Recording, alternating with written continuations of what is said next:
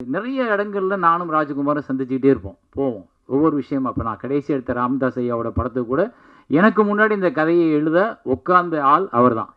அவர்தான் ஐயாவோட படத்தை கதையை எழுதி எடுத்து பண்ண வேண்டியது.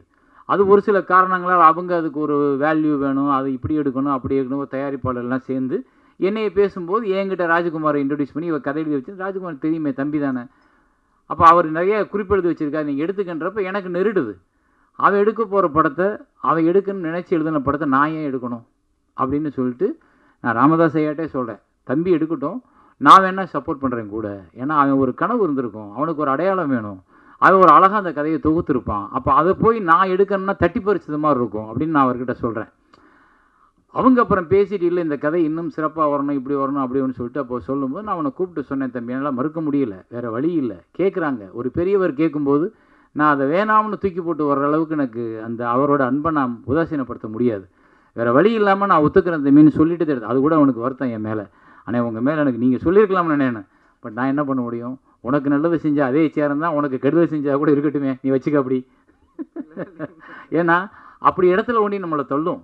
ஆனால் வேறு வழி இல்லை. இப்போ பாருங்கள், அந்த படம் உனக்கும் இல்லை எனக்கும் இல்லை யாருக்கும் போச்சு, கடைசியில் எடுக்கப்படவே இல்லை. அது அப்படியே ஒருத்தரோட உழைப்பு, இவரோட உழைப்பு கிட்டத்தட்ட ஒரு 2 வருஷம் இருந்திருக்கும், அந்த உழைப்பு மாறிச்சு. என்னோட உழைப்பு கிட்டத்தட்ட 1.5 வருஷம் இருக்கும். கிட்டத்தட்ட நாங்கள் வந்து ஒரு 15 பேர் அதுக்காக டீம் எல்லாம் போய் இடம் பார்த்து லொக்கேஷன் பார்த்து எங்கெங்கேயோ அலைஞ்சு காடு மேடெல்லாம் அந்த ஊரை கண்டுபிடி. ஏன்னா அவர் 1987 வரலாறு, 87லேருந்து நடந்த விஷயத்தை பூரா பதிவு பண்ணி இப்போ போனால் எல்லா இடத்துலையும் 2026 87ஓட ஊரை வில்லேஜ் எங்கேயே தேடுறது. ஆனால் தமிழ்நாடு பூரா முழுக்க நாங்கள் அலைஞ்சு அந்த மாதிரி வில்லேஜையும் அந்த மாதிரி ரோடுகளையும் அந்த மாதிரி கண்டுபிடிச்சி ஆட்களை பூரா கண்டுபிடினா அப்போ உள்ள ஆட்களோட தோற்றமே வேறு. இப்போ நீங்கள் ஆளே இல்லை, முகமே இல்லை, மாறி இருக்குது.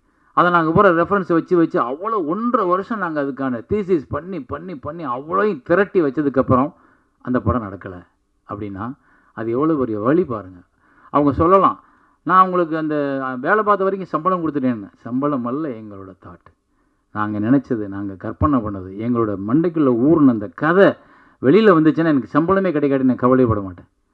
ஏன்னா நான் அப்படிப்பட்ட ஒரு பைத்தியக்காரத்தனமான இயக்குனர். எனக்கு நான் எடுத்த படம் வெளியே வரணும், ஆனால் அது வரல, அது நின்றுச்சு. என்ன காரணம் கேட்டால் அப்பா அம்மையை சண்டை போட்டாங்க, படம் நின்று போச்சு. இப்போ அப்பா அம்மையை சேர்ந்துட்டாங்க, படம் இருக்கிற ஆள் இல்லை, என்ன பண்ணுறது? சிரிக்கிறார் ஒருத்தர் என்னை நினச்சி பார்த்து. இதுதான் அவலம். அது மாதிரி தான் சினிமா வந்து எங்கே நம்மளை தூக்கிக்கிட்டு போகும், எங்கே நம்மளை ஏமாற்றும், எங்கே நம்மளை உட்கார வைக்கும் தெரியாது.